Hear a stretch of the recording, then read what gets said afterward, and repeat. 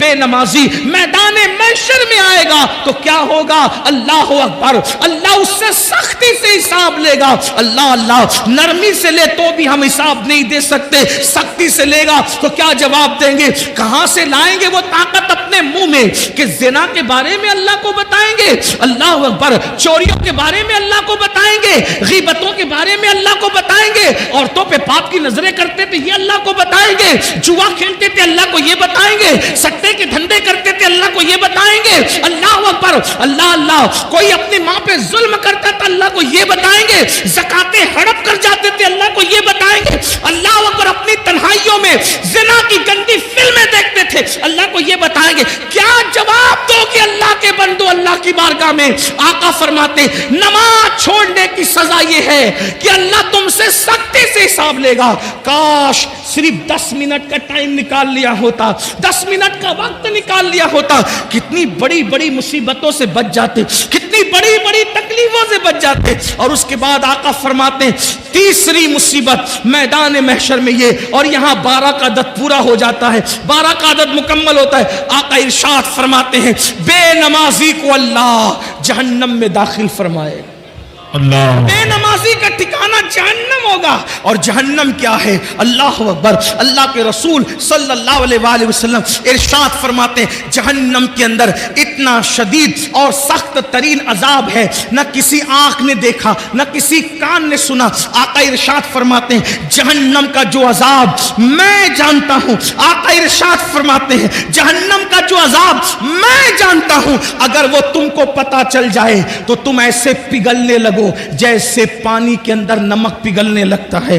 آقا فرماتے اللہ کا عذاب جو میں جانتا ہوں اگر تم جانو تو تم اپنی بیویوں کے قریب نہ جاؤ، تم نکاح کرنا چھوڑ دو، تم اچھے کھانا کھانا چھوڑ دو، تم اچھے کپڑے پہننا چھوڑ دو، اور جنگلوں میں پاگلوں کی طرح بھٹکنے لگو۔ اللہ اکبر، وہ عذاب ہے۔ صرف جہنم کے عذاب کے بارے میں آقا نے فرمایا نا بے نمازی پر تیسری مصیبت یہ ہوگی میدان محشر میں اللہ اس کو جہنم میں ڈالے گا۔ سوچو، آقا فرماتے بخاری شریف کی حدیث کا مفہوم ہے کہ اللہ پاک جہنم میں، اللہ جہنم میں سب سے ہلکا عذاب، اللہ جہنم میں سب سے ہلکا عذاب جس جہنمی کو دے گا وہ یہ کہ اس کے پیر کے اندر آگ کی جوتی پہنائی جائے گی۔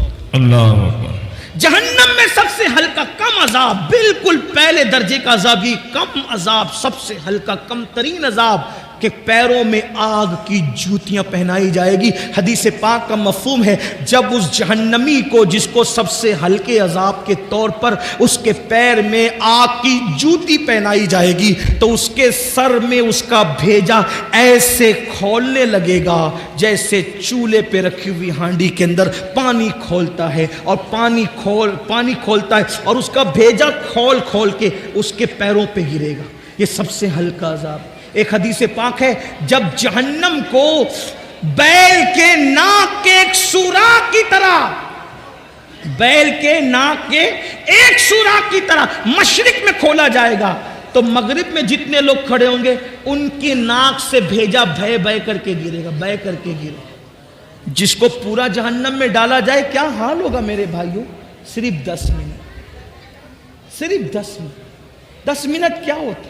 اگر مجھے یقین ہوتا نا کہ میں ایک ایک کے پیر پکڑوں گا تو وہ نمازی بن جائیں گے، میں کوئی مبالغہ نہیں کرتا، میں تمہارے پیر پکڑ کے کہتا نمازی بن جاؤ، کیونکہ دنیا اور آخرت کی ساری مصیبتیں نماز چھوڑنے کی وجہ سے، گناہ پر دلیری نماز چھوڑنے کی وجہ سے۔ مسجدوں کو آباد کرو، بچے کو نمازی بنا دو، گھر میں نماز کا ماحول بناؤ۔ سالن میں نمک زیادہ ہونے پہ بیوی کو مارا ہے، کبھی نماز کے لیے ناراض بھی ہوئے بیوی سے؟ بچہ اسکول نہیں گیا تو اس کو مارتے ہو، بچہ نماز نہیں گیا تو کبھی اس کو مارا ہے؟ نماز کو اہمیت دو، اور اگر سن لو نماز نہیں پڑھو گے تو پھر سن لو سیدنا فاروق اعظم کو جب زخمی کیا گیا شہید کرنے کے لیے، پورے بدن سے خون رس رہا تھا، آپ نماز کی تیاری کر رہے تھے، لوگوں نے کہا امیر المومنین پورے بدن سے خون رس رہا ہے اور آپ ابھی بھی نماز کی تیاری کر رہے ہیں، تو فاروق اعظم نے فرمایا لوگوں میں نے اللہ کے رسول سے یہ فرماتے ہوئے سنا کہ جس کی نماز نہیں اس کا دین نہیں۔ سبحان اللہ بے شک اللہ کے رسول علیہ السلام فاروق اعظم بیان کریں جس کی نماز نہیں اس کا دین نہیں، جس نے نماز چھوڑ دی اس کا دین میں کوئی حصہ نہیں، جس نے نماز چھوڑ دی اللہ نیکوں کی دعا سے اس کا حصہ ختم فرما دیتا ہے۔ سوچو کتنا بڑا نقصان ہے، صرف 10 منٹ کا وقت نہ نکالنے پر کب تک غفلت کرو گے، کب تک رنگریلیاں کرو گے، کب تک دنیا کی رنگریلیوں میں رہو گے، کب تک دنیا کی موج مستیوں میں رہو گے۔ آخر موت ہے موت، ایک دن روح کا رشتہ جسم سے ٹوٹ جائے گا، ایک دن روح کا رشتہ جسم سے ختم ہو جائے گا اور یہ وجود بے جان ہو کر ایک دن قبر میں اکیلا پڑا رہے گا۔ مگر یاد رکھنا میرے بھائیوں کوئی کام نہیں آئے گا، نہ ماں نہ باپ نہ بیوی نہ بچے۔ عمل کرو عمل۔ اللہ کے رسول علیہ السلام نے اپنے خاندان کے لوگوں سے کہا تھا اے بنو ہاشم عمل کرنا عمل، اس لیے کہ جس کو نسب نے پیچھے کر دیا، جس کو عمل نے پیچھے کر دیا اس کو نسب آگے نہیں کر سکتا۔ آقا نے فرمایا جس کو عمل نے پیچھے کر دیا اس کو نسب آگے نہیں کر سکتا۔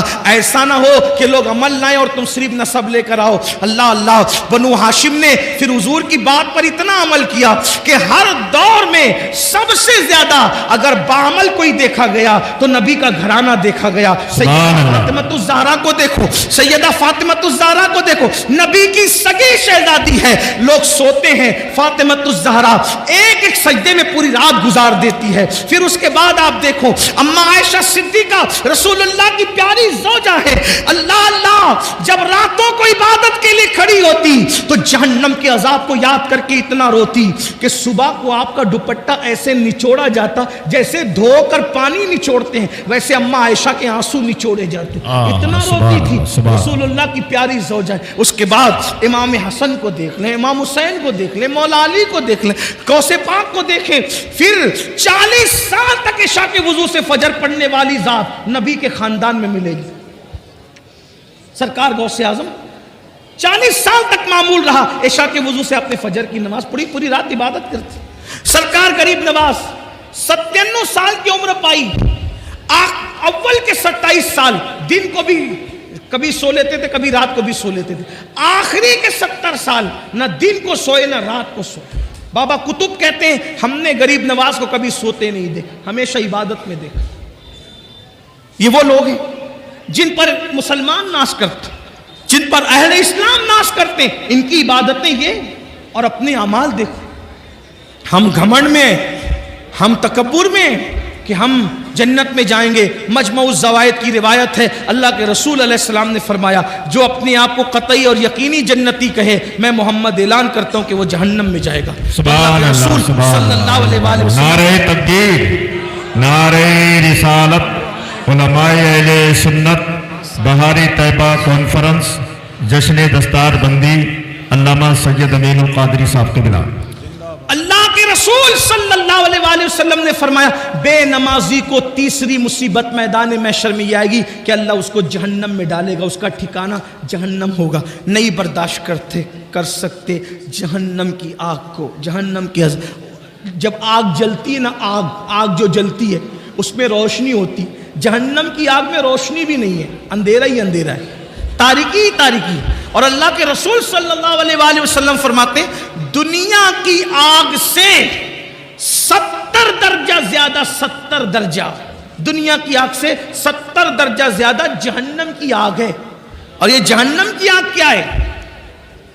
علامہ فقی ابو اللہ سمرقندی رحمت اللہ علیہ لکھتے ہیں یہ آگ کے بارے میں کہ جب دنیا کے اندر آگ لانا ہوا تو 70 مرتبہ رحمت کے پانی سے جہنم کی آگ کو دھویا گیا اور پھر آگ لے کر کے ایک پہاڑ پہ رکھی گئی۔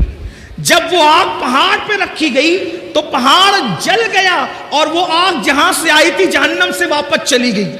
وہ آ کر پہاڑ کو جلا کر واپس گئی، یہاں رہ نہیں گئی، آ کر پہاڑ کو جلا کے واپس گئی تو پھر پتھروں میں اور لکڑیوں میں آگ پیدا ہو گئی۔ آپ